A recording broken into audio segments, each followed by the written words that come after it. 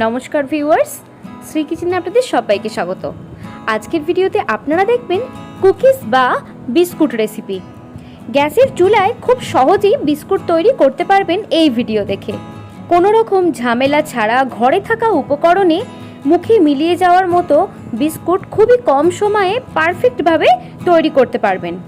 যারা কোনোদিনও বিস্কুট তৈরি করেননি তারাও যদি ফুল ভিডিওটা দেখেন খুব সহজেই তারা প্রথমবারেই বিস্কুট তৈরি করতে সফল হবেন। আর বিস্কুটটা মুখে দিলেই মিলিয়ে যায়, এর স্বাদ মুখে লেগে থাকার মতো হয়। একবার বানালে বারবার বানাবেন। তার জন্য প্রথমেই বোলের মধ্যে নিচ্ছি 1 কাপ রিফাইন্ড অয়েল। এবার ওই কাপ মেপে নিচ্ছি 1 কাপ চিনি গুঁড়ো। এবার একটা স্পুনের সাহায্যে এটাকে মিশিয়ে নিচ্ছি। স্পুন দিয়ে মিশিয়ে নেওয়ার পর নিচ্ছি একটা উইস্ক দিয়েও একটু ভালো করে মিশিয়ে নিচ্ছি। মিশিয়ে নেওয়া হয়ে যাওয়ার পর এর মধ্যে দিচ্ছি 1/4 টেবিল স্পুন লবণ আর ওই স্পুনেরই 1/2 টেবিল স্পুন বেকিং পাউডার। এবার এটাকেও এর সাথে ভালো করে মিশিয়ে নিচ্ছি। মিশিয়ে নেওয়া হয়ে যাওয়ার পর যে কাপ মেপে আমি এখানে চিনি দিয়েছিলাম সেই কাপ মেপেই 2 কাপ ময়দা এর মধ্যে অ্যাড করছি। এবার একটা স্পুনের সাহায্যে এটাকেও এর সাথে মিশিয়ে নিচ্ছি। স্পুন দিয়ে ভালো করে মিশিয়ে নেওয়ার পর আমি এখানে হাত ব্যবহার করছি। হাত দিয়ে ভালো করে এটাকে মিশিয়ে নিচ্ছি। একটা সফট ডো তৈরি করে নিতে হবে। এর জন্য একটা থালার মধ্যে এটাকে ঢেলে নিয়ে দেখুন আমি হাতের সাহায্যে ভালো করে মেখে নিচ্ছি। এই সফট ডোটাকে একটু সময় ধরে এটাকে মেখে নেওয়ার পর দেখুন এটা রেডি হয়ে গেছে। এবার এ থেকে ছোট ছোট লেচি কেটে নিচ্ছি। ঠিক যেরকম লুচি তৈরির ক্ষেত্রে করে নিই ঠিক সেরকমভাবেই করে নিচ্ছি। এইভাবে করে নেওয়ার পর এ থেকে একটা পিস হাতের মধ্যে নিচ্ছি। হাতের মধ্যে নিয়ে এইভাবে রাউন্ড শেপ দিয়ে দেখুন একটু চ্যাপ্টা শেপ দিয়ে দিচ্ছি। ঠিক যেরকম বাতাসা হয় ঠিক সেরকম শেপ দিয়ে দিলাম। এবার একটা ছুরির সাহায্যে এর উপর কাট লাগিয়ে দিচ্ছি। এটা ডিজাইনের জন্য করছি, আপনারা চাইলে এটা নাও করতে পারেন। এক্ষেত্রে স্পুনও ব্যবহার করতে পারেন, স্পুন ব্যবহার করলে আরও সুন্দর হয়। দেখুন এটা রেডি হয়ে গেল। এবার এটা রেখে দিচ্ছি আর ঠিক একইভাবে বাকিগুলো করে নিয়েছি। দেখুন এখানে সবকটা তৈরি হয়ে গেছে। এবার নেব একটা পাতলা থালা।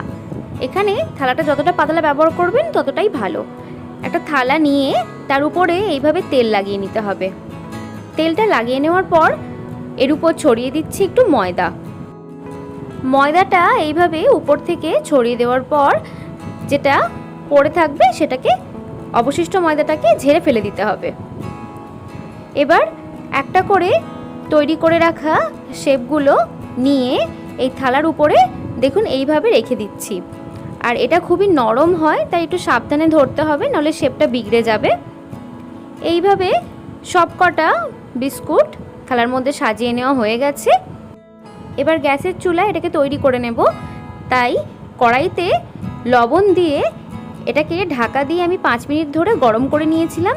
এখন এই লবণের উপরে একটা স্ট্যান্ড রেখে থালাটা রেখে দিচ্ছি। এখন গ্যাসের ফ্লেমকে একেবারে স্লোতে দিয়ে এটাকে ঢাকা দিয়ে দেবো 25 মিনিটের জন্য। আর এই 25 মিনিট ঢাকা খুললে হবে না, আর গ্যাসের ফ্লেমকে একেবারে স্লোতে করে দিতে হবে। এখানে আমি যে লবণটা ব্যবহার করেছি এই লবণটা আমি কেক বেকিংয়ের কাজে ব্যবহার করে থাকি, তাই কালারটা এখানে এরকম হয়ে গেছে। আপনারা বালিও ব্যবহার করতে পারেন। 25 মিনিট পর আমি ঢাকা খুলছি। দেখুন বিস্কুটের তলার দিকটা দেখুন ব্রাউন হয়ে গেছে, তার মানে বিস্কুটটা তৈরি হয়ে গেছে। আর বিস্কুটটা এখন উপর থেকে হাত দিলে নরম লাগবে, আর এভাবেই তাই ঢাকা খুলে রেখে দিতে হবে। এটা অটোমেটিক্যালি শক্ত হয়ে যাবে। দেখুন ঢাকাটা খোলা অবস্থাতেই আমি রেখে দিয়েছিলাম। কিছুক্ষণ পর এটা সম্পূর্ণ ঠান্ডা হয়ে গেছে আর কতটা খাস্তা হয়েছে দেখতে পাচ্ছেন। এটা আর নরম নেই, এটা শক্ত হয়ে গেছে। আর বিস্কুটটা দেখে বুঝতে পারছেন যে কতটা ভালো তৈরি হয়েছে। এভাবেই আপনারা খুব সহজে বিস্কুট তৈরি করে নিতে পারবেন। চা খাওয়ার আগে এরকম বিস্কুট খুব সহজেই এই ভিডিও দেখে তৈরি করে নিতে পারবেন। আর এটার স্বাদ দারুণ হয়। একটা বিস্কুট নিয়ে আমি দেখিয়ে দিচ্ছি, তাহলে বুঝতে পারবেন যে কতটা খাস্তা হয়েছে।